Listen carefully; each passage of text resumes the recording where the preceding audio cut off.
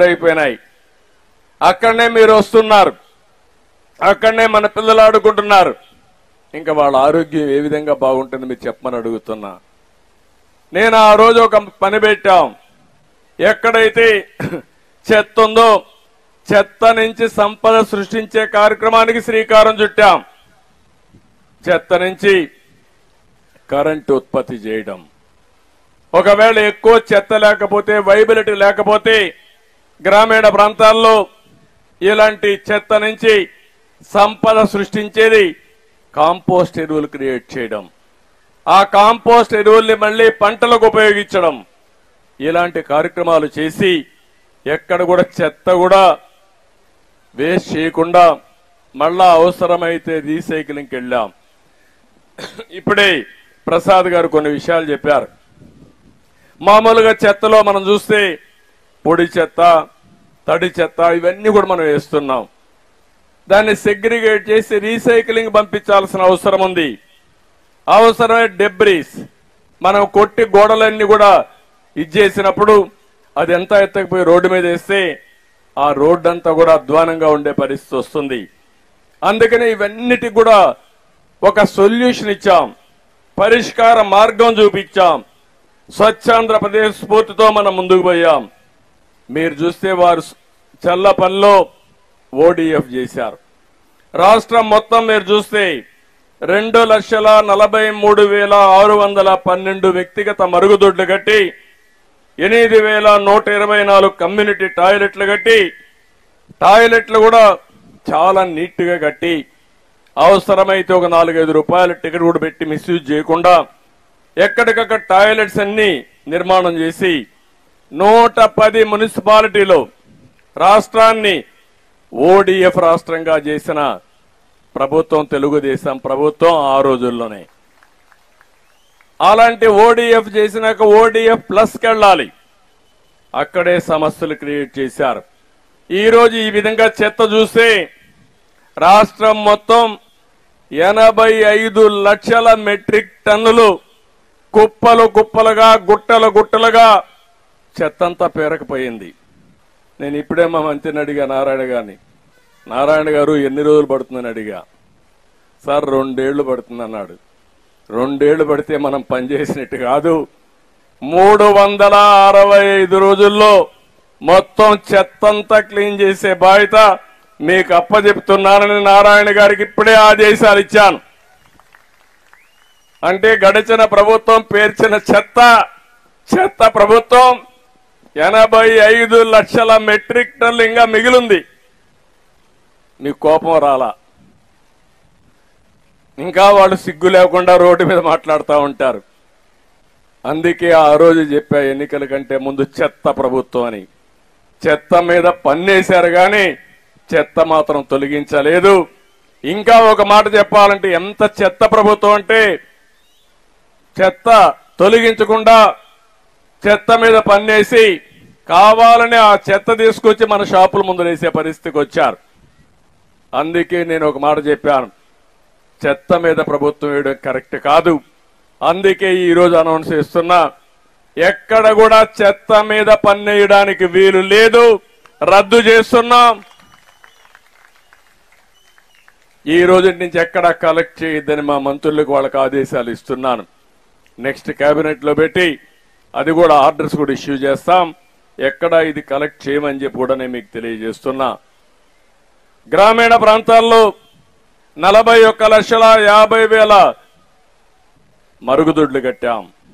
2018లో ODF గా రాష్ట్రాన్ని ప్రకటించాం. Waste compost ప్లాంట్లు గాని, బయో కంప్రెస్డ్ నేచురల్ గ్యాస్ ప్లాంట్లు గాని, వేస్ట్ ఎనర్జీ ప్లాంట్స్ కూడా పెట్టి పెద్ద ఎత్తున ముందుకు పోయాం. గ్రామ పంచాయతీల్లో 9,838 సాలిడ్ వేస్ట్ ప్రాసెసింగ్ సెంటర్లు ఏర్పాటు చేస్తే నాకైతే ఎంత కోపం వస్తుందంటే వైఎస్ఆర్ కాంగ్రెస్ పార్టీ చెత్తంతా తీసిపోవడం అనేసి ఆ షెడ్లకి సొంత కలర్లు వేసుకున్నారు. నేను ఆ రోజు చెప్పా, ఆ కలర్లు వేసుకునింది ఐటికేసారు కానీ మీ ముఖానికి వేయాలి, ముఖానికి వేసి ఊరంతా తిప్పితే మీకు బుద్ధి వస్తుందని ఆ రోజు చెప్పా. కనీసం ఆ షెడ్లన్నీ ఆపేశారు. ఒక ఉదాత్తమైన పర్పస్ కోసం పెట్టాం. గవర్నమెంట్ ఆఫ్ ఇండియా డబ్బులు ఇస్తా ఉంది. ఆ రోజు మేము ఇచ్చిన రికమెండేషన్ల పైన గవర్నమెంట్ ఆఫ్ ఇండియా డబ్బులు ఇచ్చే పరిస్థితి వస్తే అది కూడా వీళ్ళు ఇష్ట ప్రకారం చేశారు. ఆ రోజు Visakhapatnam, Vijayawada, Guntur 2 energy to waste అంటే వేస్ట్ నుంచి కరెంటు ఉత్పత్తి చేసే ప్లాంట్స్ పెట్టాం. అవి 2 మాత్రం పనిచేస్తున్నాయి. కడవన్నీ విధ్వంసం చేశారు కానీ ఈ 2 వాళ్ళ విధ్వంసాన్ని నుంచి తట్టుకొని నిలబడుకున్నాయి. ఆ 2 పనిచేస్తున్నాయి.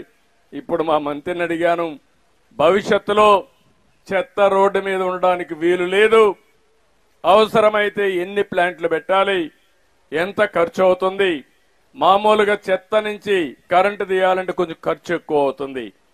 ఆ రోజుట్లోనే ఒక యూనిట్కి 7 రూపాయలు 8 రూపాయలు ఇచ్చాం. కొన్ని 9 రూపాయలు కూడా ఇచ్చాం. అవసరమైతే ₹1 ఎక్కువైనా పర్వాలేదు, ఒక 50 మెగావాట్లు అవుతుంది. దీనివల్ల ఆరోగ్యం బాగుంటుంది, ఇమీడియట్ గా చేయమని కూడా వారికి ఆదేశాలు ఇచ్చాను. ఈ రోజు మనందరం కూడా ప్రతి ఒక్కరూ స్వచ్ఛ సేవకులు కావాలి. స్వచ్ఛ భారత్ మన లక్ష్యం అయితే స్వచ్ఛ ఆంధ్రప్రదేశ్ ధ్యేయంగా మీరందరూ ముందుకు పోవాల్సిన అవసరం ఉంది. ఈ రోజు జాతి పిత పుట్టినరోజు అక్టోబర్ 2వ తారీఖు. ఈ రోజు మనందరం కూడా ఒక సంకల్పం చేయాలి. 2029కి ఆంధ్రప్రదేశ్ రాష్ట్రం స్వచ్ఛ ఆంధ్రప్రదేశ్ గా తయారు కావాలి. ఇది మనందరి ఆశయంగా తయారు చేసుకోవాలి. దీంట్లో రాజీ లేదు. ఇప్పుడే ప్రసాద్ గారు ఒక లిస్ట్ ఇచ్చారు నాకు, ఏమేం చేయాలని. చాలా సంతోషం. ఈరోజు ఒక విషయంలో మీరు చూస్తే నేను మనస్ఫూర్తిగా ఈ స్వచ్ఛ సేవకులను అభినందిస్తున్నా. మొన్న విజయవాడలో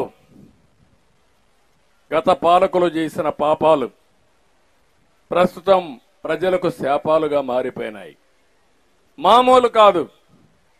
ఏదైతే అక్కడ బుడమేరు గండ్లు పడిపోతే అవి కూడా పూర్తి చేయకుండా నేను 2019లో 60 కోట్ల రూపాయలు శాంక్షన్ చేస్తే ఆ డబ్బులు కూడా క్యాన్సిల్ చేశారు.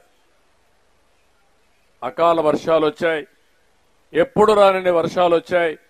మొట్టమొదటిసారిగా కృష్ణా డెల్టాలో 14.43 లక్షల క్యూసిక్స్ ఆఫ్ నీళ్లు వచ్చాయి. ఇంతవరకు ఎప్పుడు ఇన్ని నీళ్లు రాలేదు. దాంతో మొత్తం అంతా కూడా విజయవాడ మొత్తం అతలాకుతలమయ్యే పరిస్థితి వచ్చింది. ఆ సందర్భంలో నీళ్లన్నీ వచ్చి 6 అడుగులు 7 అడుగులు ఎక్కడికక్కడ నిలిచిపోయినాయి. ఎక్కడ చూసినా నీళ్లు కిందికి పోయే పరిస్థితి లేదు, పైన నుంచి నీళ్లు వస్తున్నాయి. ఏం చేయాలనో దిక్కుదోచన పరిస్థితి. ఒక యుద్ధమే చేసే వరదల పైన. మీరు ఆ విషయం గుర్తుపెట్టుకోవాలి. ఇప్పుడు వారు ఒక మాట చెప్పారు, వారు చెప్పింది వాస్తవం. గొంతు వరకు నీళ్లున్నాయి, బోట్లు వేసుకొని తిరిగారు, భోజనం సరఫరా చేయలేకపోయాం, నీళ్లు ఇవ్వలేకపోయాం, కనీసం బయట వచ్చే పరిస్థితి లేదు. వాళ్ళు ఏం చేయాలో దిక్కు తెలియకుండా 5-6 లక్షల మంది నీళ్లు లేకుండా, తిండి లేకపోతే అక్కడే ఉండి రాత్రి పగళ్ళు పనిచేశాం. నేను అందుకే ఆ రోజు ఒక నిర్ణయం చేశా, ఏదో రూమ్లో కూర్చొని పనిచేస్తే లాభం లేదు. ఇలాంటి సమయంలో ప్రజలకు అందుబాటులో ఉండాలని బురదలో నడిచా, ట్రాక్టర్లు ఉపయోగించా, అదే మరి ప్రొక్లైన్ దొరికితే ఎక్కా. ఏ వాహనం దొరికితే ఆ వాహనానికి లాస్ట్ మైల్ వరకు వెళ్ళి ప్రతి ఒక్కరికి మళ్లీ అన్ని సదుపాయాలు ఇచ్చి వాళ్ళని మామూలు మనుషులు చేసిన తర్వాతనే బయట వచ్చాం. ఒక పట్టుదలతో మానవత్వంతో పనిచేశాం. నన్ను అర్థం చేసుకున్నారు ఈ సత్య సేవకులందరూ. నాకంటే పోటీపడి పనిచేశారు, బ్రహ్మాండంగా పనిచేశారు. వారిని మనస్ఫూర్తిగా పనిచేస్తున్నా. ఈరోజు విజయవాడలో అంటువ్యాధులు రావాల్సింది 10 రోజులు. గార్బేజ్ నీళ్లు, వరద నీళ్లు, మురిక్కాలం నీళ్లు, అన్ని నీళ్లు కలిసిపోయి గందరగోళంగా ఉంటే వీళ్ళు చేసిన సేవా కార్యక్రమాల ద్వారా ఒక్కరికి కూడా అంటువ్యాధి రాలేదంటే అది వారు చేసిన సేవ. గట్టిగా చప్పట్లు కొట్టి మీరందరూ అభినందించాల్సిన అవసరం ఉంది. అది మానవ సేవ. ఇలాంటి కార్యక్రమాలు చేసినప్పుడు ముందుకు వచ్చారు, అందరం కూడా వెళ్ళాం. అయితే వాళ్ళ కష్టాలు నేను చూసిన తర్వాత